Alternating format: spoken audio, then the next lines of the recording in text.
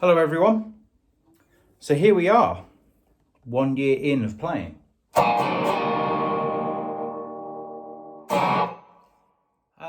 Yeah, quite proud of myself really. I woke up one January morning last year and thought I'm going to do it, which I think you've got to have the determination to do. You've got to really want to do it. It can happen by accident, but in most cases you've got to be determined and just get yourself a second-hand guitar in with an amp, maybe a second-hand acoustic, so you got the best of both worlds, and just practice.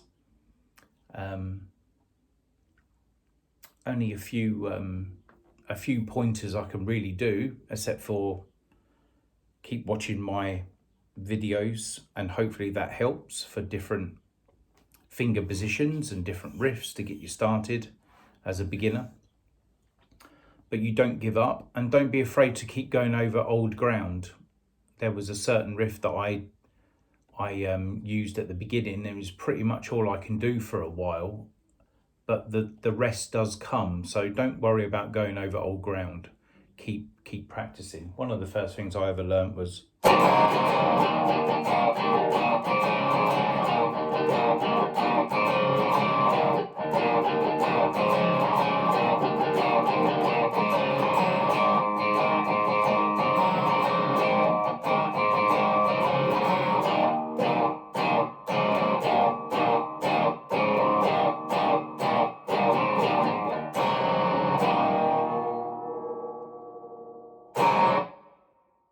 so I kept doing that for a little while, and there wasn't much else I was doing.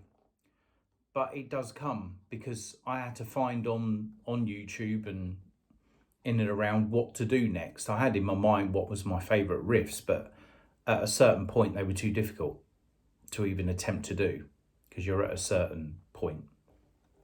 So I had a style with what my grip was, what fingers I like to use, where I like to put my thumb, how I held my pick. I don't know if I've said before, but everything I play, by the way, is half a step down from a tuning point of view. Even my acoustic, all my guitars are half a step down from standard tuning, because it just gives the growl that I want for the style of music I play. So I like the rock metal type of growl. So half a step down just gives it a tone.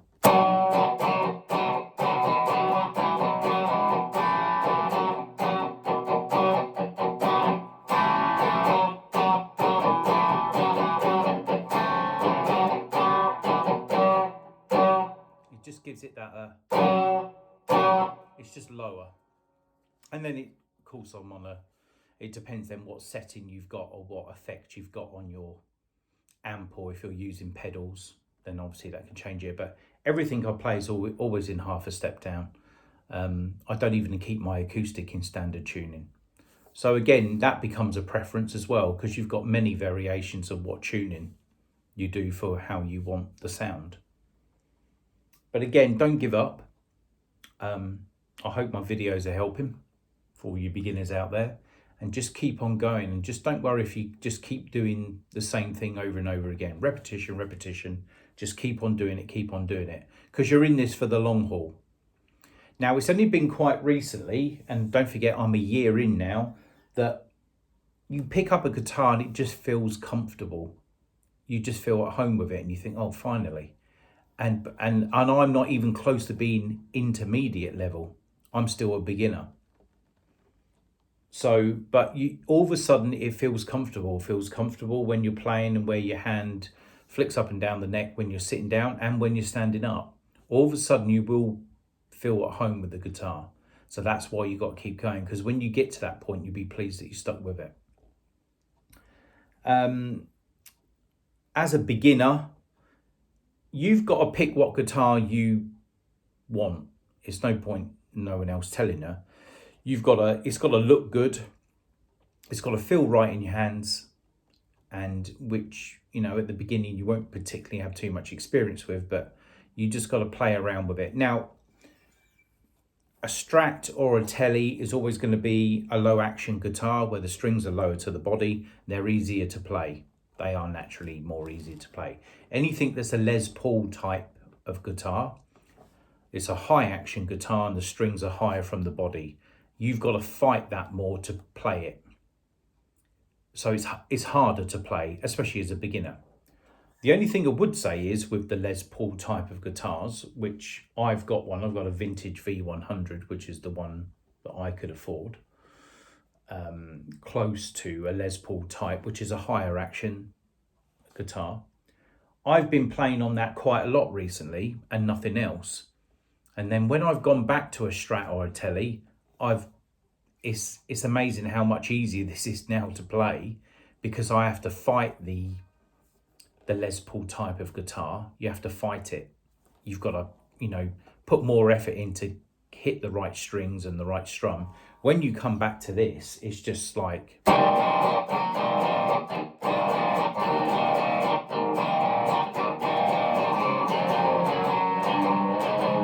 all of a sudden, it's just like, oh God, this is so easy to play. Because low action guitars are. I think Ibanez are mostly low action guitars as well.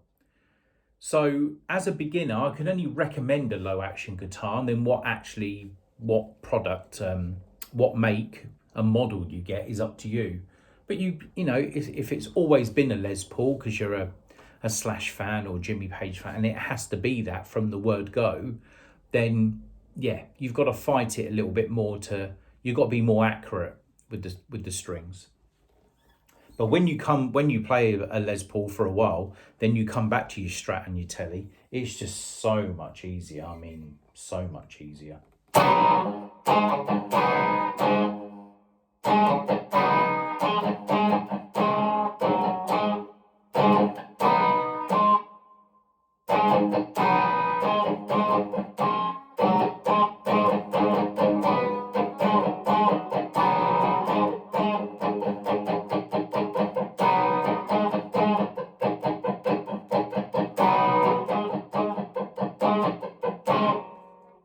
And yeah, the difference is so easy to play. The Strats and the Telecasters are naturally got quite a thin neck anyway. So again, there's no baseball bat thing, but again, preference. You might prefer that. People with big hands, they want something with a big neck because they can get round it easy anyway. But that's why you've always got to go to a guitar store and pick one up. And you think, yeah, that's the one that I'm going to start off with.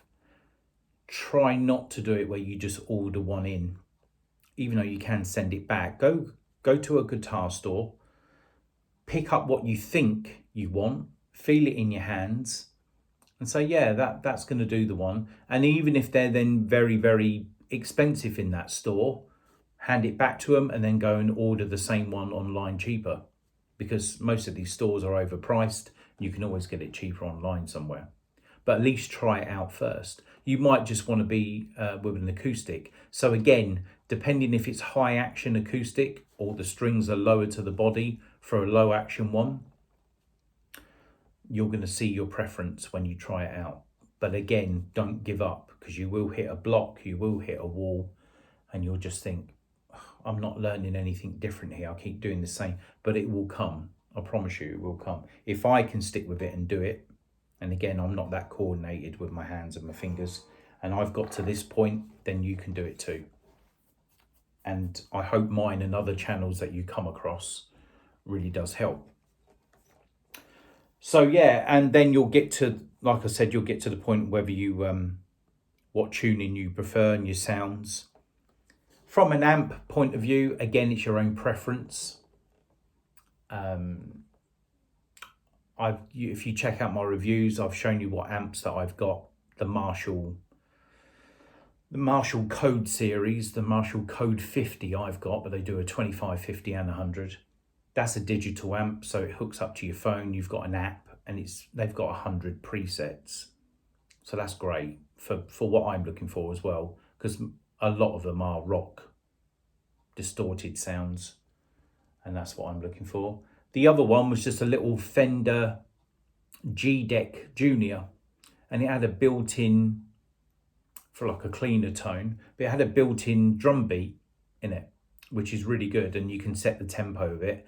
And as you go along, that's something to play along to as well, because playing along to a drum beat or playing along with a drummer at your side, which is basically what it is, it's a good practice for the rhythm, you know, because if you play out of tune or out of sync with your drummer next to you, it flares up. It you know, it doesn't, it won't sound right at all, but it's good practice.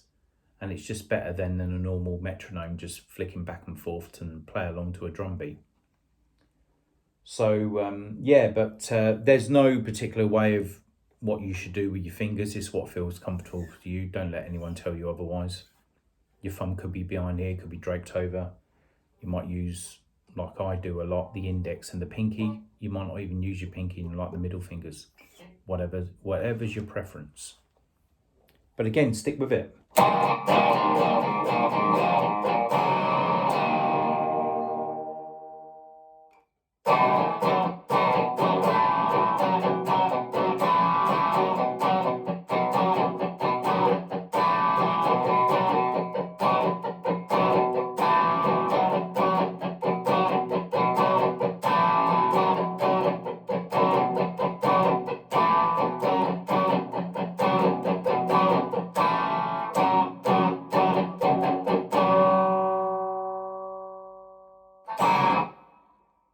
And hopefully it brings you as much pleasure as what it does to me. Just in them boring moments at home, you pick up a guitar, and as long as you've got the opportunity to make a little bit of noise, which I have, for where my neighbour's out most of the day, you can get to do things like that. But even if it's acoustically, with your acoustic, and it's in your room or wherever you're playing it outside, just make some time as much as you can per day if you can, and just have the weekends off maybe, or it might be the weekends that you only get the chance to do it and then you can't do it much through the week. But just keep on going, because even now I know I've got so much to learn, and even I'm a year in. It's a forever learning curve. It's a forever learning curve. Someone actually emailed me. I've had a few emails since I've put on there about emailing me, and anyone's got any questions they want to ask me or anything about lessons, one-on-one lessons, email me. Someone said he's been playing for about 15, 16 years, but he's still subscribed to my site, because you always can pick up something new, even from someone who's starting out. So I might be playing for a year and someone just might be just starting out, and I pick up something from their site that I didn't know, whether it's a riff to play, and I think, well, he's doing that an easy way, I could copy that. So again, everyone's in it together, no matter how long you've been playing. There's no age category that you should be starting. It's never too late. Like I said before, I started when I was 46 and turned 47 last year. So again, there's no age limit. You pick it up. If you're 70, 80 years old and you want to start strumming a guitar, do it. Especially when you want something to do and you feel, you know, maybe the music that you listen to has a lot of guitar playing in. That always helps, I think, because then you've got a passion for the music that you're trying to copy. So with me liking Led Zeppelin and Aerosmith and Guns N' Roses and all the rock bands, Kiss, Poison, and then all the greats like Hendrix and Clapton, and even some of the modern day guitarists more so, like Richie Kotzen is a very good guitar player, and of course Nuno Bettencourt from Extreme. All these are just influences. Prince, I mean, going back to Prince again, one of the best around. And yeah, you can just follow your legends, and you'll find that comes out in your playing. All your influences that you've watched over the years, all the videos and songs you've listened to, it will come through on your playing. You don't realise it, but it does. And then that's a good thing, because you can learn from the best. It's actually quite good to watch the concert videos and watch your favourite artists in action and see what they're doing with the guitar. Because when you're learning, you do concentrate more on what they're doing. You're not just generally watching the whole concert video. You're just looking at the guitar playing, seeing what he's doing with his hands. It can be the best way to learn, actually. It's not always watching clips like what I do, an instructional video, actually watch the person who's playing and see what they're doing. Obviously with instructional videos, we can stop and start and slow it down and talk it through. Obviously they're going a bit quick, because if you watch Slash, what he's doing, for example, on stage when in the Guns N' Roses concert, you can't always pick up exactly what he's doing, but you get the rough idea of where he's putting, you know, his hands and how to copy him, you know. And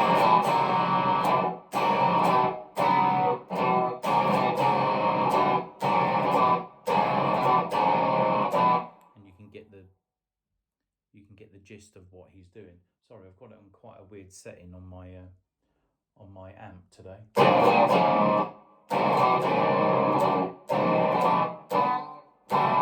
is on a weird setting.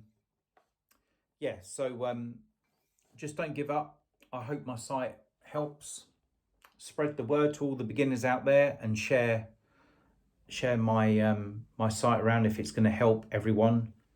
And again, email me for any questions. If you've got any questions about amps or what guitar to buy, or anything about one-on-one lessons, please email me and ask your questions away, and I'll be happy to help. Thanks for all your support. I only started it, I think, very late. Was it a date in November, was it, last year? I can't remember when I started it now, October or November date. But the response has been good, which has surprised me. And hopefully now my videos just stay on there now. You know, I'll keep putting content up when I feel there's something new. And they'll just forever be on YouTube. So again, if it helps a few of you out there who are starting out, then that's all great stuff. Thanks again for all your support. More content coming. And pick up a guitar and start playing, and see where it takes you.